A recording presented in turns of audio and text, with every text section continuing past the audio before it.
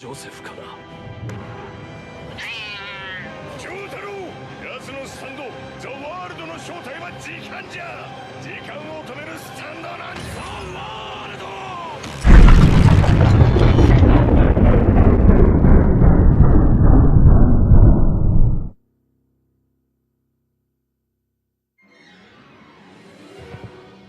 最初は瞬きほどの一瞬しか止められぬ能力だった。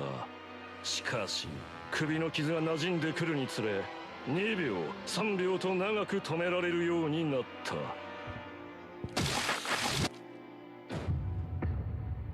今では5秒は止めていられる。時が止まっているのに5秒と考えるのはおかしいが、とにかく5秒ほどだ。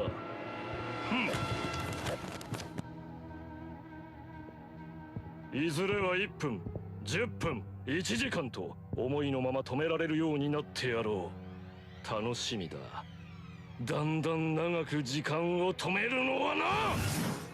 おっとジョセフ、波紋で全身ガードしているんだったな。100年前は血と手を焼いた波紋だが、ザ・ワールドの前では全く無力のものよ。無駄無駄無駄無駄無駄無駄無駄無駄無駄無駄無駄無駄無駄無駄。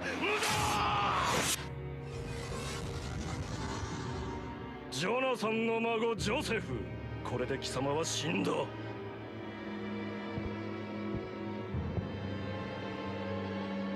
1秒前。0。